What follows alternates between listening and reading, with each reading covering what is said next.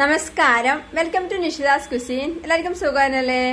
അപ്പൊ ഇന്ന് ഉണ്ടാക്കാൻ പോകുന്നത് പച്ചമാങ്ങ കൊണ്ടുള്ള ഒരു അടിപൊളി കറിയാണ്, അങ്കമാലി മാങ്ങാക്കറി. അപ്പൊ ഇതെങ്ങനെ ഉണ്ടാക്കുന്ന നോക്കാം.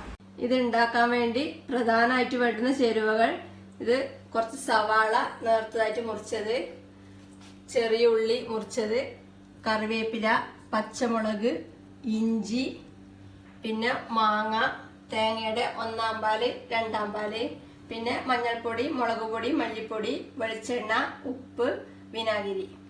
ഇത് മൺചട്ടിയിൽ ഉണ്ടാക്കിയാലായിരിക്കും കൂടുതൽ ടേസ്റ്റ്. അതിന് ആദ്യം ഒരു മൺചട്ടി എടുത്ത് ഇതിലേക്ക് ഇത് മുറിച്ച് വെച്ച സവാള, 3 സവാളയുണ്ട് നേർത്തതായിട്ട് മുറിച്ചത്, ഇതിടാ.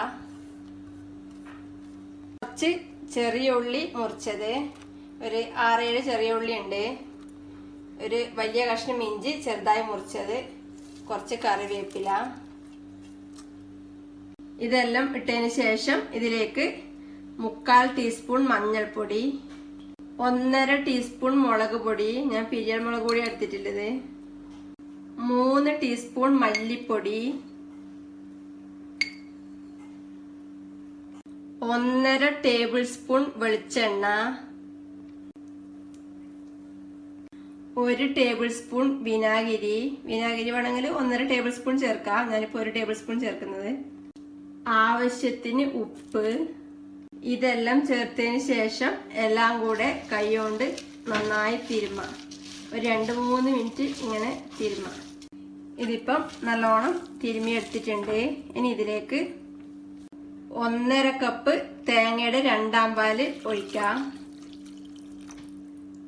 ഇതെല്ലാം കൂടി ഒന്നുകൂടെ കൈകൊണ്ട് മിക്സ് ചെയ്യാം. ഒരു തേങ്ങയുടെ 1.5 കപ്പ് 2/2 പാലാണ് ഞാൻ എടുത്തിട്ടുള്ളത്. 2/2 പാല് ചേർത്ത് നന്നായി മിക്സ് ചെയ്തെടുത്തിട്ടുണ്ട്. ഇനി ഇതിലേക്ക് എരിവിന് വേണ്ടുന്നത്ര പച്ചമുളക് ചേർക്കാം. ഞാൻ 3 പച്ചമുളക് എടുത്തിട്ടുണ്ട്.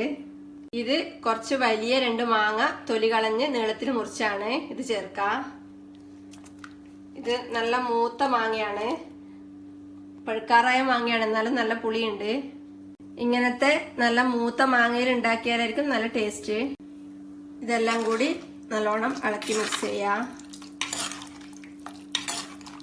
ഇനി തീ കത്തിച്ച് ഇത് തിളപ്പിക്കാം. ഇപ്പോ തിളക്കാൻ തുടങ്ങിയിട്ടുണ്ട്.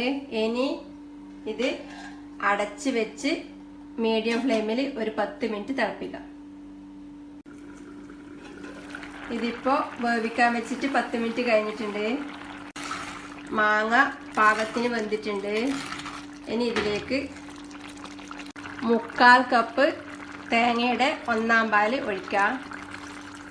ഇത് ഒരു തേങ്ങയുടെ 3/4 കപ്പ് 1/4 പാല്. 1/4 പാല് ഒഴിച്ചാല് നല്ലോണം മടക്കി മിക്സ് ചെയ്തതിന് ശേഷം തിളക്കാൻ തുടങ്ങുന്നതിന് മുന്നേ തന്നെ ഓഫ് ചെയ്യാം. ഇതിലേക്ക് കുറച്ച് ഫ്രഷ് കറിവേപ്പില കൂടെ ചേർക്കാം.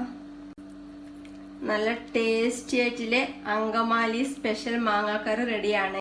ഇനി ഇതിലേക്ക് കടുക് താളിച്ചിടണം.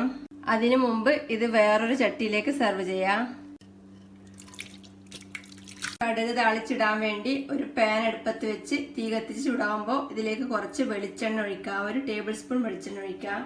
എണ്ണ ചൂടാവുമ്പോൾ ഇതിലേക്ക് 1/2 ടീസ്പൂൺ കടുകും, വറ്റൽമുളകും, കുറച്ച് ചെറിയ ഉള്ളി അരിഞ്ഞതും, കുറച്ച് കറിവേപ്പിലയും കൂടി ഇട്ട് കടുക് പൊട്ടിക്കാം. ഇത് ഇളക്കി ഫ്രൈ ചെയ്യാം, എന്നാല് ഉള്ളി ഒരേപോലെ ഫ്രൈ ആവും. ഇപ്പോ കടുക് പൊട്ടിക്കഴിഞ്ഞ് ഉള്ളി ആവശ്യത്തിന് ഫ്രൈ ആയിട്ടുണ്ട്. ഇനി തീ ഓഫ് ചെയ്ത് ഇത് കറിയിലേക്ക് ചേർക്കാം.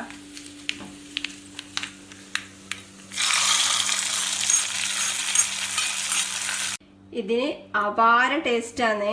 ഇത് ഇതുവരെ ഉണ്ടാക്കാത്തവരുണ്ടെങ്കിൽ ഒരു വട്ടം ഉണ്ടാക്കി കഴിച്ചു നോക്കണം. ഇത് ഉണ്ടാക്കി കഴിഞ്ഞ് 2-3 മണിക്കൂർ ചട്ടി തന്നെ വെച്ച് അതിന് ശേഷം കഴിച്ചാലായിരിക്കും കൂടുതൽ ടേസ്റ്റ്. ഉണ്ടാക്കി നോക്കുക, അഭിപ്രായങ്ങളും നിർദ്ദേശങ്ങളും അറിയിക്കുക, സബ്സ്ക്രൈബ് ചെയ്യുക, സപ്പോർട്ട് ചെയ്യുക. Thank you.